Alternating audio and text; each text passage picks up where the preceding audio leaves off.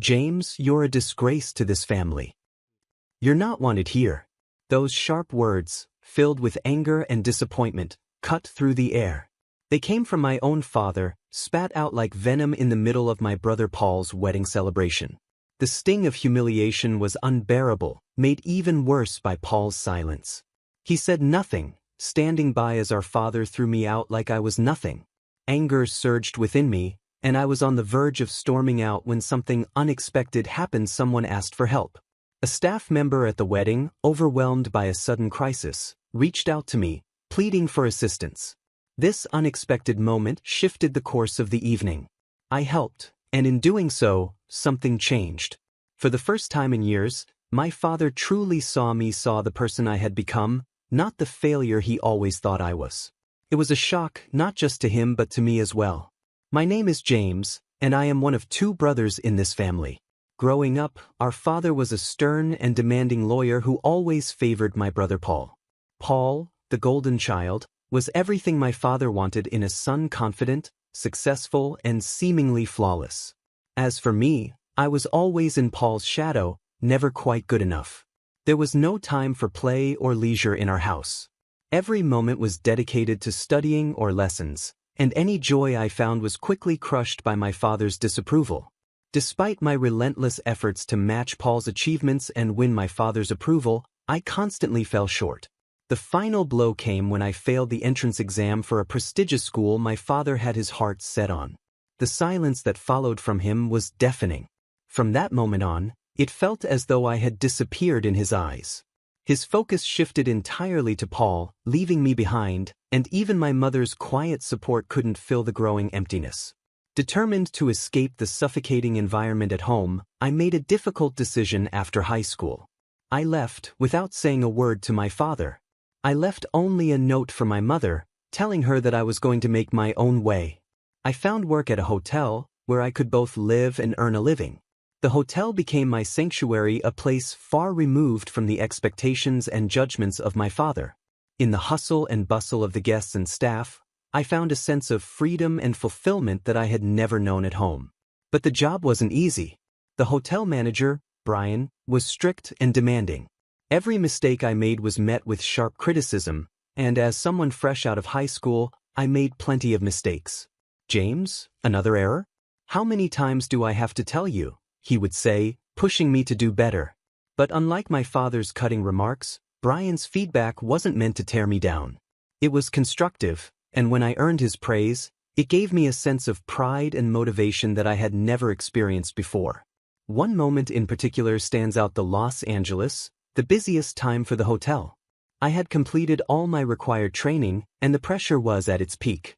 Everyone was rushing, tensions were high, but I was determined to prove myself. This was my chance to show that I was capable, not just to Brian, but to myself. In that moment, surrounded by the chaos of the hotel, I realized that I didn't need my father's approval to find value in myself. I had built something on my own, and that was worth more than any acknowledgement from him. This journey had been long and painful, but it led me to a place where I could finally see myself clearly, not as a failure, but as someone strong and capable. That year, I was entrusted to work independently for the first time, and it was more challenging than I could have imagined. The hotel was packed with guests, far more than usual, pushing our resources to their limits. The chaos of serving dinner, both in the bustling dining hall and through room service, reached an intense peak. Although I was still new to the job, I threw myself into the work, knowing that my inexperience might make things harder for the team. But I was determined to do my best. Then, on Los Angeles's day, just when things seemed manageable, a colleague fell ill. We were already short-staffed, so I knew I had to step up. I pushed myself beyond my normal hours, doing everything I could to keep things running smoothly. For a moment, it seemed like we had survived the worst of it until disaster struck. A pipe in the kitchen burst right in the middle of the dinner rush. The kitchen flooded, and with no plumber available on Los Angeles's day, the situation quickly spiraled out of control. The stress was visible on Brian, the hotel manager's face, as he tried to keep everything together. In a moment of desperation, I stepped forward. "Brian, can I try fixing the plumbing?" "I think I can do it," I offered. He looked at me with doubt, but we had no other options. After a brief hesitation, he nodded, giving me the go-ahead. What no one knew was that my time in a science-focused high school had given me a basic understanding of plumbing. With this knowledge, I set to work. Half an hour later, the kitchen was back in order. The flood was gone, and the pipe was fixed. I turned to Brian, breathless, and said, "I've managed to fix it." He rushed over and turned the faucet, his face filled with anticipation. When water flowed smoothly from the tap, the room erupted in smiles and applause. "Great job, James. You're my pride and joy," Brian said warmly. His praise filled me with a sense of accomplishment unlike anything I had experienced before. Growing up with Brian's guidance at the hotel had been life-changing. Together, we had tackled the challenges of that chaotic Los Angeles' day and come out victorious. The sense of fulfillment I felt that day stayed with me and shaped who I became. 20 years passed, and I found myself fully immersed in my role at the hotel, thriving in a career I had built from the ground up. Then, one day, a letter arrived from my mother, breaking the long silence between us. It brought news of my brother Paul's upcoming wedding. Although I had grown distant from both my father and Paul, my mother's heartfelt plea for me to attend tugged at my heartstrings. Reluctantly, I agreed to go. The wedding venue was a lavish hotel, a reflection of Paul and Dad's taste for luxury and extravagance. As I walked in, dressed in my old, reliable suit, I couldn't help but feel out of place. The guests were all members of high society, and their elegance and wealth were apparent in every detail. Paul's bride, a woman of flawless grace, seemed to be the perfect match for his world, perhaps even the result of one of Dad's strategic alliances. In the waiting room, I was surrounded by faces of power and privilege, but I felt like an outsider.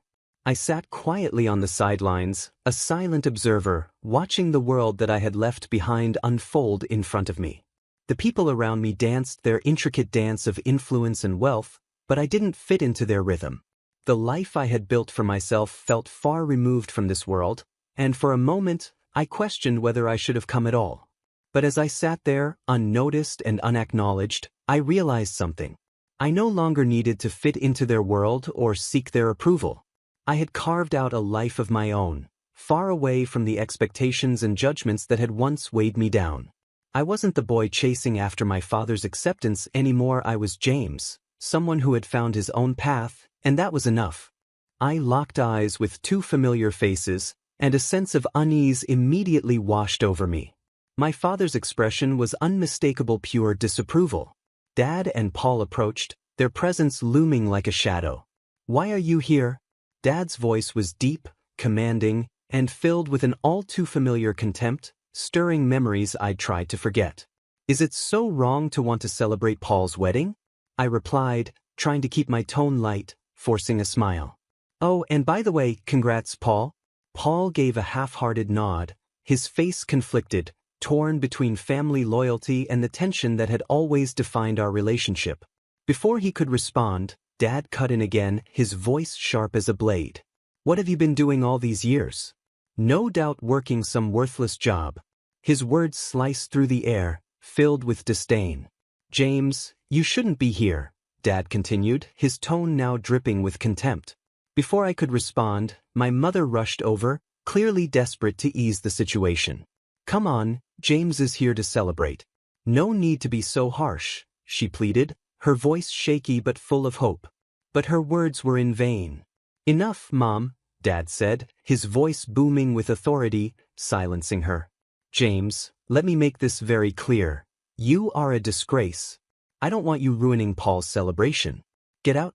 Anger boiled inside me, fueled by years of neglect and rejection. I hadn't even wanted to come to this wedding, and now, here I was, humiliated in front of everyone. "Fine, I'm leaving," I declared, my voice steady with resolve as I turned to leave. Just as I was about to walk out, a voice stopped me in my tracks. A wedding staff member hurried over, urgency written all over their face. "Excuse me," they said, slightly out of breath, "we have a problem." An unexpected guest showed up, and were short on seats and food. I turned back, seeing the tension in the room. Everyone was looking worried. Olivia, the wedding planner, the in-laws, and even my father. They were all scrambling for a solution. For a moment, I hesitated. Part of me wanted to walk out and leave them to their mess. After all, wasn't this the perfect opportunity to turn my back on the people who had turned their backs on me? But then, memories of the past began to surface. Despite everything, I remembered the times when Paul and I were kids. There were moments rare, but real when he would find time for me, when we would play together during study breaks, even when Dad's strict rules weighed on us both. Those memories softened my resolve, reminding me that, at least once upon a time, we were brothers, not just rivals. If I walked away now, I'd be no better than the man my father always accused me of being. With a sigh of determination, I turned back to the wedding staff. "Take me to Olivia," I said, my voice firmer now. The staff member's tense expression softened, relieved. I followed them back into the waiting room, reclaiming the space from which I had been so recently expelled. In the center of the room, Olivia, my father, and the bride's father stood with anxious faces, their concerns growing with every passing minute. As I approached, Olivia looked up, surprised but grateful to see me. "James, thank goodness. We really need help," she admitted, explaining the situation with the guest list and the seating arrangements. I took a deep breath, assessing the chaos. Despite everything that had happened, despite Dad's words and Paul's silence, I knew what I had to do. "All right, let's get to work," I said, stepping forward to take control of the situation. For the rest of the evening, I worked alongside Olivia and the other staff, making sure everything went smoothly. As the dinner unfolded without further issues, I couldn't help but notice the subtle glances from Dad and Paul. They didn't say a word, but their silence now felt different, almost as if, for once, they were seeing me in a new light. When the night finally came to an end, I stood at the edge of the reception, watching the happy couple share their first dance. I wasn't part of their world, but for the first time, I didn't feel like an outsider. I had proven to myself more than anyone else that I belonged, not because of their approval, but because I had forged my own way. As I quietly slipped away from the celebration, leaving before anyone could notice, I felt a sense of peace. This wasn't my world anymore, and that was okay. I had found my own place, and for me, that was enough. I approached, locking eyes with my father. His hostility was unmistakable, his demeanor stiff with anger. "Why has James returned?" he demanded, his tone sharp, almost cutting. Before the situation could spiral, Olivia, the wedding planner, quickly stepped in. "General Manager, please, we need your help," she pleaded, her voice filled with urgency. The title clearly caught my father off guard, and I could see the shock in his eyes as I calmly revealed my position. "I've been the general manager of this hotel chain for quite some time," I explained, my voice steady. "Since joining during the company's early days, we've expanded to several hotels and wedding venues across the country. In fact, this very hotel is under my supervision. I think I can handle this," I added confidently, dismissing Dad's looming protests with a wave of my hand. "Dad, I'm busy right now, we'll talk later." Without waiting for a response, I turned to Olivia, determined to get things back on track. "Relax, Olivia. Get the seating sorted, and I'll handle the food situation," I directed, watching the tension ease from her face. "Understood," she replied, her relief palpable. "I'll leave the food to you and take care of everything else." She hurried off to carry out the plan while I stepped out of the room, knowing all eyes were still on me. I headed straight to the kitchen, where my good friend, Chef Brandon, was busy with the day's preparations. "Hey you," I called out as I spotted him. "James, what brings you here?" he asked, curious. "I'm actually a guest today," I explained, shaking my head with a chuckle. "It's my brother's wedding, but we've run into a little problem, we're one meal short. Think you can help us out?" Brandon grinned. "Of course. I'll whip something up. Don't worry about it. Thanks so much. I owe you one, maybe dinner next time," I said, relieved. "Looking forward to it," he replied with a wink, already moving to prepare the missing meal. After tying up a few loose ends, I made my way back to the waiting room. Most of the guests had already moved to the ceremony area, leaving only my parents and the bride's family behind. I approached them and announced, "The issue is resolved, an extra meal is on its way." Relief washed over my mom's face, and the bride's parents smiled gratefully. Even my father, though still conflicted, seemed to be holding back his usual sharp criticism. His pride was clear. though his words were much softer this time. "James, thank you. Because of you, the celebration can go on without a hitch," he said, his gratitude genuine. "All in a day's work as a general manager," I replied with a small smile, feeling a quiet sense of victory as I led them to the ceremony hall. As the lights dimmed and the bride and groom made their grand entrance, I couldn't help but be captivated by their radiance. The ceremony unfolded smoothly, every detail falling into place as if the earlier chaos had never happened. When it was finally time for the meal, I made sure everything was in order, ensuring each guest was served without issue. Only then did I allow myself a quiet sigh of relief, knowing that the day had turned out well. After the ceremony, I found myself in warm conversations with both families. They expressed their heartfelt gratitude, especially the bride's family, who thanked me over and over for stepping in when things seemed to be falling apart. In that moment, as I shared smiles and gratitude with those around me, I remembered why I loved my job. It wasn't just about managing a hotel or overseeing events, it was about being able to make a difference when it mattered most. As they expressed their gratitude, I couldn't help but feel a warm glow in my heart. "James, thank you so much. We had the best day ever, all because of you," they said, their appreciation sincere and heartfelt.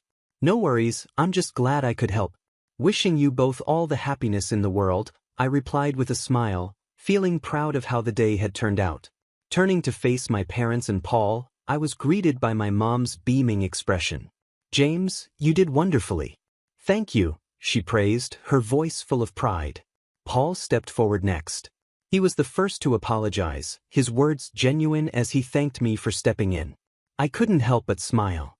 "As long as I could help, it's all good," I reassured him, my earlier resentment softening. Finally, I turned to my dad. He stayed silent, his emotions harder to read, but there was something in his eyes, a quiet acknowledgement. Though he said nothing, I could feel that, in his own way, he was grateful. There was a sense of closure in that moment, a realization that despite our differences, we could still find some common ground. Just then, my phone buzzed, signaling more work waiting for me at another hotel in the next town. I glanced at the message and sighed, not with frustration, but with a sense of purpose. Looks like I've got more work to do. But hey, I enjoy it, so no complaints, I said with a grin. "All right, I'm off. You two take care." As I left, I couldn't shake the feeling that this might be the last time I'd see Paul or Dad for a while, perhaps even for good. The thought lingered, but I didn't look back. I had work to do, and that's where I focused my attention. 5 days after Paul's wedding, I finally had a rare day off. Reclining on my sofa with a steaming cup of coffee, I was enjoying a moment of peace. That tranquility was soon interrupted by the chime of the doorbell. Curious about who it could be, I made my way to the door and was surprised to see Paul standing there. "Paul? What brings you here?" I asked, surprised by his unexpected visit. "Sorry, I got your address from Mom. I wanted to talk to you," Paul explained, his tone cautious. I welcomed him inside, not worrying too much about the state of my home. After all, it was just Paul. As I poured him a cup of coffee, he took a slow sip and commented, "Thank you, smells good." He tried to smile, but I could sense there was more on his mind. As we sat down to talk, Paul's demeanor shifted. His gaze became more intense, and I could tell he had something important to say.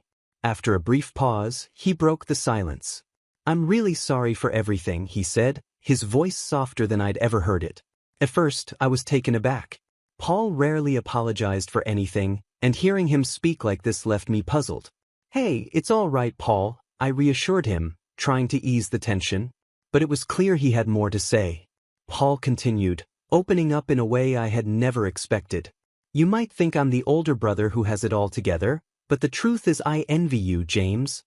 His words struck me like a bolt of lightning, completely catching me off guard.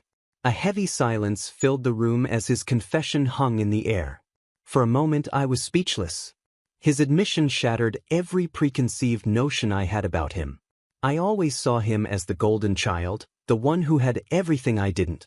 But here he was, sitting across from me, revealing a side of himself that I had never seen before. It was clear that beneath the surface, Paul had his own struggles. His vulnerability surprised me, leaving me unsure of how to respond at first. All I knew was that this was a turning point in our relationship, a moment that would redefine how I saw him and how we could move forward as brothers. In that moment, everything we'd been through, our rivalry, the distance between us, the unspoken tension seemed to fade away. We were just two brothers, finally understanding each other in a way we never had before. I never knew you felt that way, Paul, I admitted, feeling a bit guilty as I tried to process what he had just told me. That's the thing, it's not your fault, James, Paul reassured me, his weak smile showing how much emotion he was holding inside. At that moment, I felt a sense of understanding between us, bridging the gap that had been there for so long. Paul, I'm sorry, I never realized you were struggling too, I confessed, feeling regret for not seeing it sooner. His smile, though faint, said more than words could. It's really not your fault, he repeated, his voice soft in the quiet room. We finally began talking about the things we'd never said before, and it made our bond stronger. I admire you for getting through things I can't even imagine, I told him honestly. But I also want to share my story with you. I could feel the weight of my words as I paused to gather my thoughts. Paul stayed quiet, listening closely, giving me the space to continue. Breaking away from our parents and becoming independent wasn't easy, I said. In the beginning it was really tough. As I spoke, I realized we both had faced our own battles. Yeah, we've both had our share of struggles, Paul agreed, his words sincere. He seemed like he had more to say, but I wasn't sure how to guide him or what advice to give. So I just spoke from the heart. To be honest, Paul, I think you should do what you really want to do without worrying about Dad, I said, hoping it would help him find some clarity. Paul took in my words, and I could see a sense of relief wash over him. You're right, James. You've really helped clear my mind. Thank you, he said, his gratitude clear in his voice. No, thank you for coming over, I replied, meaning it. I walked him to the door, and before he left, he promised to come back for coffee soon. A month later, I received a letter from Paul.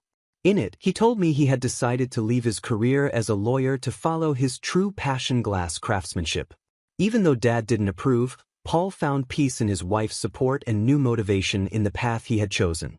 As I thought about Paul's journey and how our family had changed, I couldn't help but feel proud of the bond we had rebuilt. Lost in my thoughts, I was snapped back to reality by the sound of my phone alarm, signaling the start of another day in the job I had chosen and embraced.